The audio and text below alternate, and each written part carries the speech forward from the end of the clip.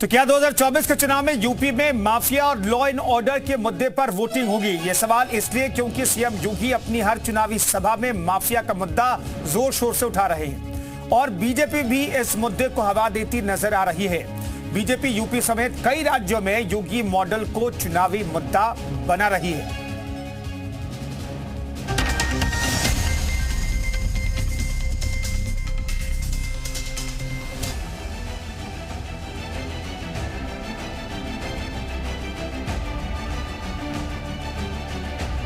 राजनीति और अपराध के गठजोड़ का फायदा जहां सियासी दल उठाते थे, वहीं माफिया भी अपनी आपराधिक जमीन को मजबूत करने के साथ अपना आर्थिक साम्राज्य खड़ा करते थे।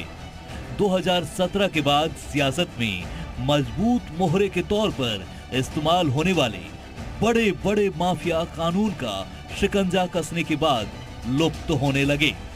संभवतः यह पहला चुनाव होगा जिसमें माफिया का चेहरा नहीं दिखाई देगा और यही कारण है कि सीएम योगी चुनावी मंच से लगातार माफिया राज पर वार करते नजर आ रहे हैं।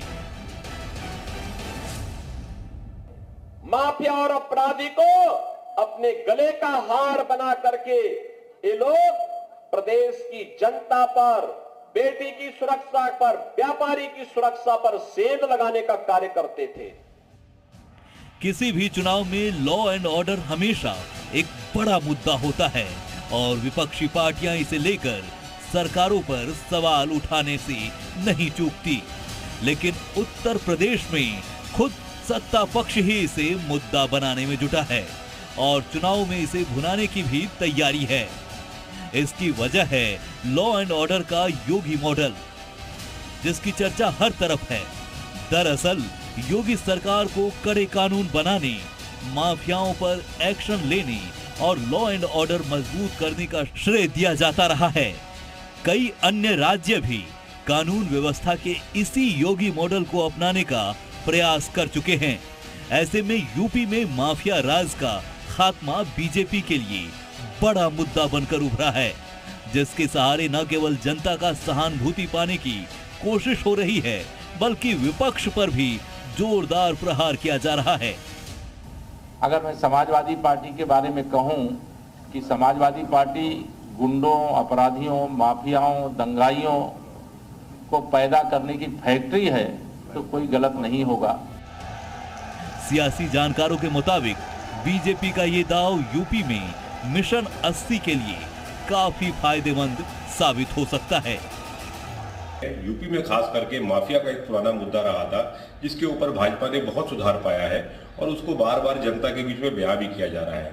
योगी जी तो अपने बयानों में काफी अग्रेसिवली बता भी रहे हैं और अपनी सरकार की, अपनी पुलिस की पीठ थपथपा भी रहे हैं, कैसे माफिया को उन्होंने निरंकुश कर दिया, माफिया के ऊपर अंकुश लगाया है। और ये वास्तव में यूपी के लोगों की बहुत पुरानी डिमांड भी थी। यूपी निकाय चुनाव में बीजेपी की प्रचंड जीत के पीछे माफिया राज के खात्मे का मुद्दा सबसे अहम माना जा रहा है।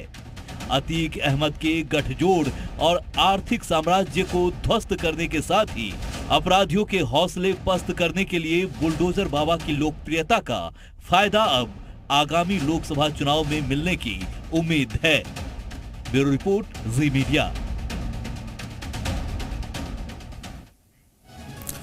सीएम योगी लगातार वेस्ट यूपी के दौरे पर हैं और वेस्ट यूपी के दौरे पर वो माफिया के साथ साथ दंगा और दंगाइयों का मुद्दा भी लगातार उठा रहे हैं। दंगे तो हो नहीं रहे हैं, तो फिर आखिर योगी ने दंगाइयों और दंगों की बात क्यों की है, वो समझिए। दरअसल योगी का दंगाई अलर्ट हम आपको समझाते हैं क्या संदेश देने की कोशिश है।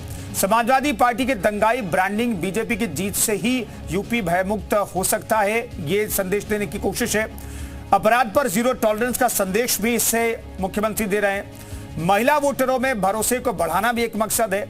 पश्चिम उत्तर प्रदेश को सुरक्षा की गारंटी भी देना चाहते हैं मुख्यमंत्री योगी आदित्यनाथ, इसलिए वो दंगों का जिक्र कर रहे हैं, अपराध का जिक्र कर रहे हैं और माफियाओं को मिट्टी में मिलाने का जिक्र कर रहे हैं, उल्टा टांगने का जिक्र कर रहे हैं। तो एक बयान से कई संदेश देने की वो कोशिश कर रहे हैं।